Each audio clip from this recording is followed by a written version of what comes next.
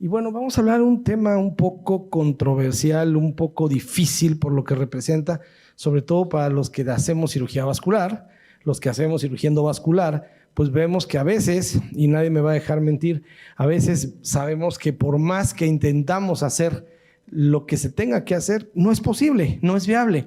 Entonces vamos a revisar un poquito lo que hay en la literatura, lo que hemos hecho, lo que estamos haciendo, lo que tenemos en proceso de investigación para este tipo de pacientes. En realidad, la indicación en pacientes diabéticos isquémicos como primera opción es la recanalización directa endovascular o abierta. A todos nos queda claro que un paciente isquémico tiene que recibir sangre y la va a recibir si le hacemos un buen bypass, sea un bypass femoropopliteo, sea un bypass popliteo distal, lo que sea, o bien una buena angioplastía. A veces en el 8% de los pacientes se requiere abrir las ilíacas y la aorta, no en todos, y el resto va a requerir que se abra de la ingle para abajo, lo que se tenga que hacer. O bien intervenciones indirectas, endovasculares, limítrofes. Hoy día estamos entrando en un terreno peligroso, complejo, donde no podemos llegar al pie, donde no podemos hacer un arco, donde tenemos que llegar hasta el tobillo, y entonces eso está limitando el resultado. Aunque tengamos toda la tecnología, aunque tengamos filtros, aunque tengamos aterotomos direccionales, rotacionales, láser exímero, lo que sea, a veces no se puede y no se puede y no se puede. Y podemos picar el dedo del pie hacia arriba, lo hacemos excesos retrógrados en la pedia, en la tibial posterior, en la tibial anterior, en la peronea, incluso llegamos a picar retrógrado para tratar de pasar. A veces lo logramos, a veces no. La enfermedad nuestra en Latinoamérica no se comporta igual.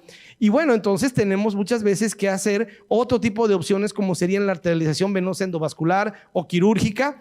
Y bueno, en pacientes sin opción quirúrgica se ven beneficiados de la aplicación de algunas terapias adyuvantes. Y esa palabra no quiero que la olvidemos porque finalmente es lo que va a modificar y a moldear la conducta y el criterio que vamos a seguir.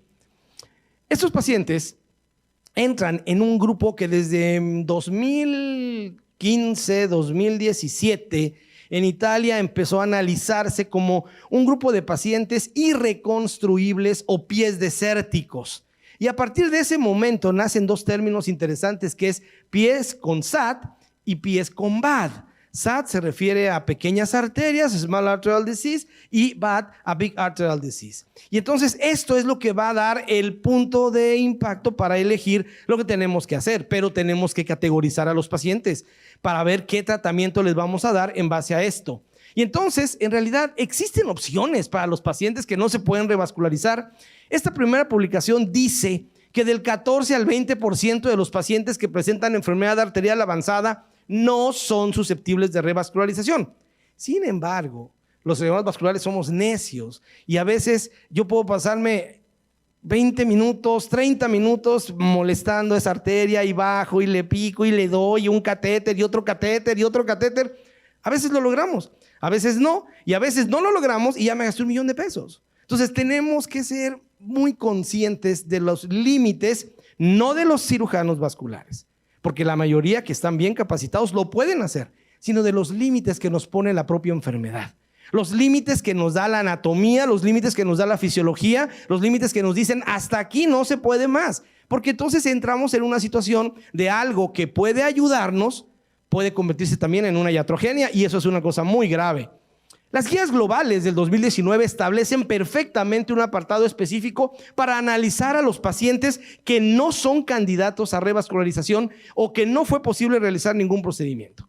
Entonces aquí les muestro algunas de ellas, algunas de las recomendaciones, donde hablamos, por ejemplo, de cómo se disminuye el riesgo de amputación utilizando algunos procedimientos muy específicos que les voy a mostrar ahorita. Algunos donde se considera la terapia de compresión negativa, oxígeno hiperbárico, los niveles de evidencias del uso de prostaglandinas, etcétera, etcétera. Vamos a analizarlos ahorita. También les vienen aquí otras recomendaciones cuando no es posible revascularizar. Y bueno, aquí vean ustedes la compresión neumática, cuál es el beneficio, el papel del ejercicio en la terapia de los pacientes que no se pueden revascularizar, etcétera, etcétera, etcétera. Y las recomendaciones también en relación a angiogénesis, vamos a revisar ahorita el tema. En la mañana una plática interesante sobre factores de crecimiento y plasma rico en plaquetas, etcétera. Vamos a ver cuál es la evidencia, cuál es lo que hay, lo que existe en relación a esto. Entonces, el pie desértico, pues, es un pie desértico donde se refiere precisamente a que no existe una posibilidad anatómica de poder revascularizar esa extremidad.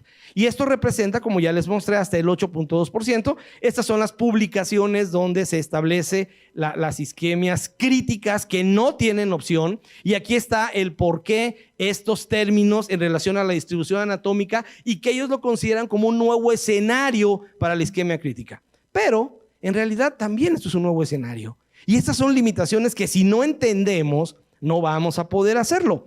La calcificación de las arterias, la calcificación pedia, va a ser un problema serio porque vean ustedes, todo mundo ve estas imágenes. Todo el mundo sabe que esto es un fenómeno de Monckeberg en la arteria dorsal pedia, en la arteria tibial posterior, en la arteria plantar lateral, en las arterias interdigitales.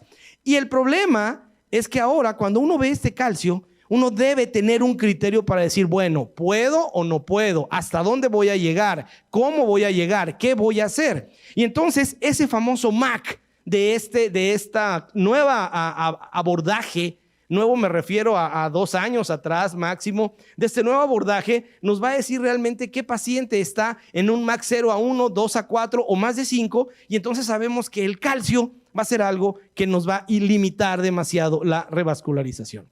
Entonces, en estos pacientes con arterias pequeñas enfermas, con arterias grandes enfermas, con arterias bien calcificadas, ¿qué tenemos? Bueno, este artículo publica las opciones que se consideran como terapias adyuvantes. Revisaremos oxígeno hiperbárico, sistémico o tópico, ozonoterapia, que está sujeta muchas veces a controversias, a situaciones difíciles de entender. En mi país, por lo menos, yo les platicara todo lo que he visto de ozonoterapia, que en realidad es algo que no debería ser. La compresión neumática, no hablamos de patología venosa, sino de patología arterial. Las terapias basadas en energía, el uso de prostaglandinas y la angiogénesis. Rápidamente, esto me va a ganar el tiempo, pero bueno, vamos a apurarnos. Todas son terapias adyuvantes y esta es la forma de entrega del oxígeno a nivel tisular. Hay 2 formas, la forma hiperbárica, la forma tópica. Las grandes cámaras hiperbáricas como estas, o bien hoy día estos dispositivos increíbles como es por ejemplo el Nitrox o la hemoglobina porcina que viene en aerosol, que se puede aplicar a las heridas, etcétera, etcétera. Las evidencias del oxígeno hiperbárico dentro de heridas y en el manejo del pie diabético son como ustedes las ven acá. Hay evidencias que pueden ser 2B, 2A.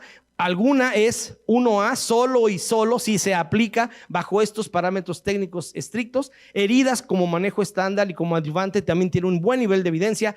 Antes de vascularización arterial a veces es válido en heridas crónicas y bueno, hablando de calcio nuevamente, puede ser útil y algunas de las publicaciones que soportan este tipo de cosas. Ozonoterapia. Vean esta revisión de Cochrane que es interesante. Ozonoterapia para tratamiento de úlceras en el pie en paciente con diabetes. Bueno, pues ¿por qué se hace esto? Porque hay muchos lugares en el mundo donde el ozono se utiliza de la manera como creemos que se debe usar. Pero no había un orden, no había un análisis tecnológico ni científico adecuado de todo esto. Entonces aquí les muestro la publicación de uno de los artículos que soporta esto. Y bueno, vean ustedes, todo el mundo conoce cuáles son los beneficios del ozono. Combate el estrés oxidativo, eleva antioxidantes como el glutatión, catalasas, la superoxidasa, dismutasa, etcétera. Mejora el metabolismo del propio oxígeno, equilibra la respuesta del sistema inmunológico, modula el sistema inmunológico, equilibrando el sistema igual inmunológico. Es un germicida de amplio espectro. ¿Por qué? Porque oxida gérmenes, parásitos, virus y hongos. Libera autacoides, tiene un efecto analgésico y antiinflamatorio, un regulador metabólico, actúa sobre el colesterol, etcétera, etcétera. Pero todo esto es en un marco teórico muy bien estudiado. Cuando lo aplicamos al paciente, las cosas cambian. Y entonces esto nos lleva a analizar perfectamente el secreto que tiene que ver con la forma de aplicación del ozono. Estos sistemas son espectaculares. Yo acabo de revisar este sistema específicamente hace un par de semanas en el Congreso Internacional de la Sociedad Mexicana de Heridas. Y bueno, y vean ustedes que son sistemas muy específicos. Gratamente ayer me sorprendí de ver aquí un sistema interesante que parece que cumple con las especificaciones técnicas que se requieren para manejar el ozono en heridas. Vean ustedes, esto es un poquito complicado porque ustedes puedan pensar que sí, efectivamente le van a poner algo en la vena a un paciente, pero si no tienen algo que soporte perfectamente esto, pues entonces estamos en riesgo hasta de un embolismo aéreo. Entonces tenemos que ser extremadamente cuidadosos para seleccionar el sistema de ozonoterapia que podemos usar en nuestros pacientes. El sellado de las bolsas, a veces es factible tener un sistema correctamente hermético, pero pues a veces con tela adhesiva y una bolsa de plástico, también uno pensaría, bueno, ¿qué estamos haciendo? No es tan simple. Es tecnología que se tiene que tener para poder evaluar bien a estos pacientes. ¿Qué dice la evidencia? La evidencia aquí les muestro un resumen de los 3 principales digamos trials o estudios que se hicieron con ozono en diferentes momentos con diferentes evaluaciones, y entonces aquí les muestro los resultados de los 3 estudios con poblaciones importantes, arriba de 200 pacientes, casi los 3 estudios tenían más de 200 pacientes. Vean ustedes cómo fue el uso del ozono con un grupo control, etcétera, etcétera. El número de pacientes con más de 102 estudios, el nivel de evidencia que arrojó es bajo. Vean ustedes otro estudio que lo tienen acá de este lado con un seguimiento interesante, el nivel es muy bajo, y un tercer estudio hablando de ozonoterapia en el manejo correcto en pacientes con diabetes y con lesiones en los pies donde el nivel es bajo. No vamos a encontrar un nivel mayor, no de ozono, de nada, pero es una opción. Tenemos que tener muy claro lo que el ozono hace, igual que otras cosas. Compresión neumática. Hace un rato, no sé, un par de años, platicaba con Fermín precisamente de esto, porque él empezó a usar este sistema, el ASIST. ¿Te acuerdas del ASIST? Que empezamos a utilizarlo en pacientes isquémicos allá en San Elián.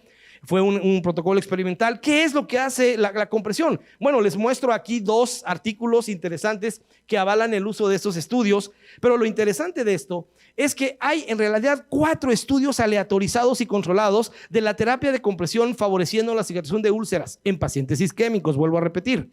Disminuye el área de la úlcera, disminuye el tiempo de cicatrización, es un masaje neumático compresivo 5 días a la semana con mejora de las lesiones, mejora el dolor y la claudicación en pacientes sin opción quirúrgica comparada con un programa solito de ejercicio a 16 semanas. Sin embargo, el problema es que esto se llama corazón periférico, y el corazón periférico tiene que ver con varias cosas. Tiene que ver con que la compresión neumática externa de la pierna debe aumentar el flujo sanguíneo como opción para el rescate de esto cuando no hay cirugía opción, pero no hay datos todavía que avalen el uso estrictamente. En teoría, ¿qué hace la compresión neumática intermitente arterial? Bueno, controla el edema, mejora el flujo sanguíneo arterial, el retorno venoso y la oxigenación tisular. Los manguitos neumáticos se colocan en la parte inferior de la pierna y se inflan. Este es el problema, que debe ser un sistema que debe inflarse rítmicamente durante la diástole y la sístole a partir de ambos periodos durante por lo menos un par de horas varias veces a la semana. Es lo que les decía. Entonces, este es el equipo que usábamos en San Elián, y este es un equipo que acá diseñó hace algunos años un cirujano vascular mexicano que le gusta hacer cosas en Guadalajara. Y ahora que platiqué con él en el Congreso Nacional de Heridas, me explicaba la fisiopatología de esto. Y entonces él me decía que lo que hace esto es obstruir la circulación en la pierna que está menos isquémica con la compresión, para que en el momento que el corazón hace el proceso de sístole, la sangre se redirija directamente a la pierna que está afectada. ¿Y qué pasa con eso? Que lo que pasa es que la sangre va a las colaterales que tiene la pierna. Entonces, es un sistema interesante porque redirige el flujo sanguíneo a través de cada latido cardíaco a la sístole al punto que esté isquémico, favoreciendo las colaterales. En algún momento yo le dije, bueno, habría que probar esto haciendo algún otro estudio de perfusión, etcétera, etcétera. Discutimos como 2 horas de esto y creo que podría ser una opción también, no tan caro, en pacientes donde no hay nada que hacer para evitar que pierdan la pierna o para que mejore la claudicación. Terapias en energía. Esto lo publicamos en el 2019 y bueno, se tiene que ver con ondas de choque de baja energía extracorporal. Causan un estímulo que crea respuestas intracelulares como la estimulación de óxido nítrico sintetasa y la liberación de factor de crecimiento endotelial vascular para generar neovascularización. No es otra cosa más que golpear un poquito con sistemas las heridas. Aquí les muestro un poco los pacientes ya mejor con todo lo que ustedes quieran hacer. Aquí está el sistema. Algo pasó con el anterior. Déjenme ver, pero aquí debería haber, no sé qué pasó, pero aquí está el primer sistema que utilizamos. Ese es el segundo realmente. No quiere. ¿Hay algo allá que está pasando con la presentación? Pues estaba bien, pero bueno, ya. Ese es el sistema que usamos ahora. Ustedes pueden ver aquí, el sistema nuevo es este, que lo traje precisamente cuando fuimos a presentar y publicamos la primera parte con un equipo diferente en Suecia. Entonces, esto fue lo que empezamos a hacer y los pacientes que no son revascularizables, que tienen heridas complicadas, pueden verse beneficiados de esto. La terapia de ondas de choque es una opción segura y no reporta complicaciones. El promedio reduce el tiempo de cicatrización un 60%, favorece la vascularidad del tejido de granulación y puede ser usada en pacientes que no tienen opción. Aquí está la evidencia que hay del uso de este tipo de sistemas y por otro lado, aquí viene la evidencia escrita en la recomendación con el uso de estas ondas de alguna forma en la cuestión magnética. ¿Sí puedo seguir? Ok, rapidísimo. Prostaglandinas, medicamentos, farmacología. ¿Qué hacemos? Estos pacientes isquémicos es de veras un problema serio. Vean este tipo de pies y definitivamente esto no es revascularizable por ningún lado. ¿Qué le vamos a hacer? Ese paciente no tiene muchas opciones. Entonces, el manejo médico puede ayudar si seleccionamos correctamente al paciente. Entonces, ¿cómo lo hacemos? Un catéter central por vía yugular, o un catéter periférico que acabe siendo central, siempre guiado por ultrasonido. Esta es la forma de administración de las prostaglandinas, cómo se hacen. Estos son los efectos secundarios de las prostaglandinas. Si se hace bien el manejo de estos medicamentos, las cosas pueden funcionar bien. Vean ustedes, este es un caso, mamá de un amigo mío neurocirujano en el hospital, así llegó la mamá. Vean, esa es mi angiografía, no ven absolutamente nada. Vean lo que encontré, esto es el tobillo.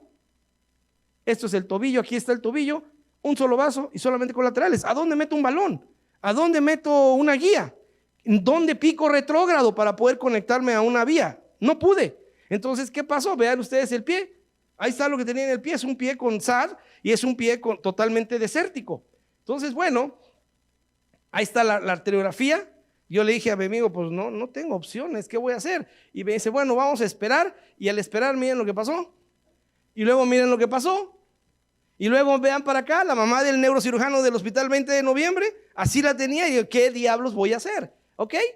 Decidí usar prostaglandinas, le puse el catéter, empecé a hacerlo. El esquema dura un mes, 28 días, todos los días poniendo 40 microgramos cada 12 horas por 28 días y tenemos que tener una respuesta.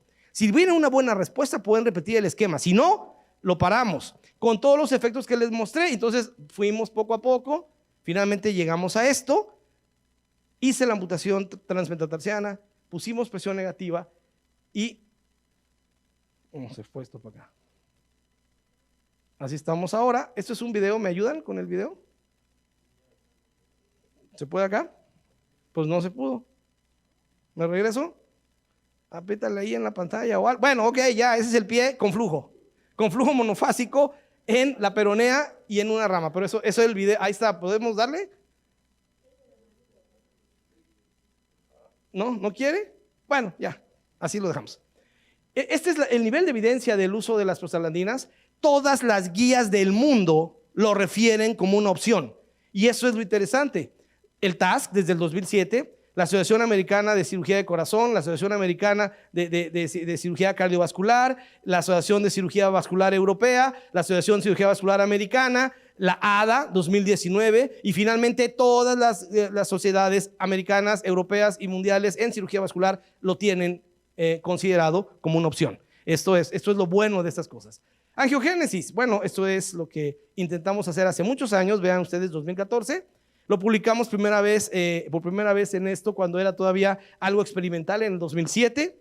Después lo publicamos ya cuando hicimos el trabajo en pacientes en cirugía de salvamento, ya con la parte clínica. Después empezamos a hacer publicaciones de nuevo, ya hablando de lo que teníamos que hacer. Esta fue la primera fase del estudio que hicimos en el hospital. Tomábamos la sangre de la yugular, sangre venosa, se sometía con los hematólogos a un cultivo completo de una semana a 10 días y después que se cultivaban las células fuera del paciente las regresábamos con todos estos protocolos que finalmente entendimos que era muy complicado. Entonces encontramos otra forma más sencilla y la segunda fase del estudio fue esta, ya con un sistema totalmente diferente. Vean pacientes que ya tenían angioplastías o bypasses previos, aquí están los bypasses previos, con lesiones de nuevo, empezamos a hacerlo tomando la sangre de crestas ilíacas, aquí ven cómo lo hacemos, cómo preparamos todo el sistema y cómo devolvemos a los pacientes ya la aféresis de células madre hechas directamente, vean ustedes, todo guiado por ultrasonido. Y una vez que logramos eso, entonces aquí está primero la parte de células que viene acá, guiado por eco a la parte arterial o periarterial, y luego el plasma rico en plaquetas o el plasma con todos los factores de crecimiento para ir directamente a la herida. Y entonces esto es lo que hacemos con los pacientes cuando tenemos que hacer angiogénesis. El resultado fue bueno y curiosamente les muestro aquí todo lo que fueron varios pacientes, muchos pacientes. Así marcamos a los pacientes para hacer la distribución en la zona donde tenemos que hacerlo. Así tomamos la muestra de las crestas ilíacas. Así se ve en la fluoroscopía cuando está el trocar tomando la muestra de estos pacientes. Y bueno, así es como hacemos el procedimiento en la sala. Aquí están mis residentes y yo una vez que terminamos los procedimientos. Y bueno, aquí está el resultado, donde vimos cómo se publica nuestro primer resultado de este procedimiento en el 2014, y curiosamente, el mismo año en Inglaterra se publica el mismo procedimiento de la misma forma como lo hicimos en pacientes en Europa, y esto nos da muchísima tranquilidad para hacer esto. Y bueno, esto nos lleva pues a ver que pacientes pueden ser sometidos a este tipo de terapias celulares, y vean ustedes ahí, ese es el sistema que usamos nosotros. En esta publicación del 2020, lo que hicimos nosotros está prácticamente referido en la publicación que están viendo ahorita. Y bueno, otra opción, cuando no hay otra, pues también nos metimos a esto. Hace mucho tiempo empezamos a ver que estos pacientes podíamos operarlos, entonces empezamos a hacer arterializaciones venosas. Este es el primer paciente que hicimos. Él es anestesiólogo, por cierto, hablando de anestesia.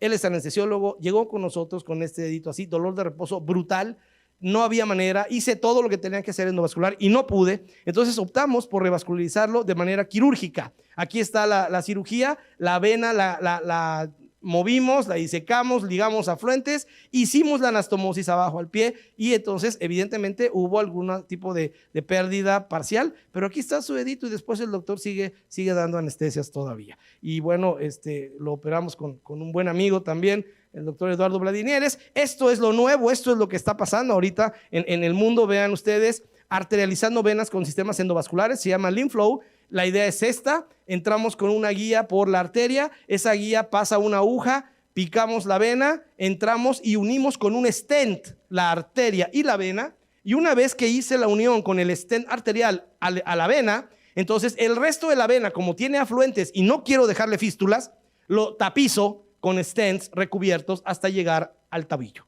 Una vez que llegué al tobillo, meto una guía, avalvulo completamente el arco dorsal venoso del pie, y entonces convierto una vena en una arteria. Se hinchan, les duele un poco, 2 semanas. Mis primeros 2 pacientes con mi jefe, pues se tuvieron que amputar porque no había cosas que no entendíamos. Después empezamos a hacer todo de alguna manera más ordenada, y entonces el resultado es este que están viendo ustedes acá: un arco dorsal que no es arterial, es venoso, ya convertido en una arteria. Entonces, estas son las opciones: la arterialización de vena quirúrgica o endovascular, fístulas como las que a veces hacíamos. Este es el sistema, este es el trial en el mundo que lo está probando. A través de todas estas opciones, ustedes pueden ver que se trabaja aparte de la parte vascular en otras cosas que podría sernos de utilidad. Y bueno, esto es la última parte. Hay 3 líneas celulares para trabajar útiles en estos pacientes. Estas 3 líneas tienen que ver con médula ósea. Ahora lo entendemos con tejido adiposo y finalmente en sangre periférica. ¿Y por qué les pongo esto? Porque lo que estamos haciendo ahora es tratar de entender un poco mejor cómo podemos hacer para tener mejores vasos sanguíneos en las heridas. Y entonces estamos viendo y estamos volteando a ver esta parte ya no sistémica, ya no meter una guía, un balón con droga a las arterias, sino tratar de verlo de manera local. Y entonces esto no debería mostrárselos todavía, porque está bajo una situación de confidencialidad, pero estoy trabajando en esto ahora, en un dispositivo biológico que va a trabajar a través de una modificación genética de adenovirus, que va a permitirme darle a la herida insulina y factores de crecimiento vascular. Y entonces, ¿qué va a pasar? Que si esto funciona como creo que puede funcionar, entonces la herida misma va a producir sus propios vasos sanguíneos a través del bloqueo de la hemoglobina glicada que hay en los vasos que están ahí, sacar esa glicación de la hemoglobina, meter factores de crecimiento a la herida a través de los adenovirus, y una vez que logremos eso, la propia herida va a producir vasos sanguíneos si ya no tengo otra opción. Estoy trabajando en esto, el proceso ya está en la FDA, ojalá me lo acepten, y va a ser un estudio multicéntrico entre Estados Unidos y México. Tengo ya algunos meses con esto y creo que va a ser una muy buena opción. Para finalizar, el efecto de la diabetes sobre estos procesos. Vean ustedes lo que hace la diabetes. A los pacientes sanos les va bien con las heridas, pero no a los diabéticos. Vean lo que hace. Afecta el estrés oxidativo y el proceso inflamatorio. Trabaja en contra de fibroblastos, queratinocitos y proliferación celular. Tiene una apoptosis importante. Todos estos cambios del paciente sano y en el paciente diabético. Y entonces aquí es una comparación de diabéticos contra no diabéticos. Y finalmente, aquí les muestro los niveles de evidencia que tienen todas estas terapias, todas. Oxígeno hiperbárico, ozono, angiogénesis, todo, con los niveles de evidencia que están viendo ustedes acá. Y esta publicación es interesante porque se dan cuenta que ninguno tiene un nivel alto, ninguno es el mejor, ninguno sustituye las buenas manos de los cirujanos que son ustedes, ninguno sustituye la capacidad de hacer una buena angioplastía o hacer un buen bypass, pero son un montón de opciones que tienen acá, y si ustedes lo manejan correctamente, pueden ayudar más a los pacientes que no tienen opciones. En conclusión, el uso de terapias adyuvantes es una realidad para el manejo de pacientes con isquemia crítica no revascularizables. Permiten como herramientas adyuvantes el salvamento promedio hasta del 70% de pacientes que no tienen opción. Y si ustedes se dan cuenta, es muchísimo, porque todos estos ya van a una amputación. Todos ya van a amputarse, porque ya no pudimos hacer nada. De esos, todavía pueden rescatar un porcentaje importante. Estas opciones mimetizan y complementan la respuesta natural del organismo a la lesión isquémica. Favorecen la producción de factores de crecimiento y angiogénesis. Permite un seguimiento clínico no complicado y seguro. Y en realidad, a pesar de tener niveles de evidencia bajos, son tecnologías seguras, viables y son una opción para quienes no tienen opción. Muchas gracias.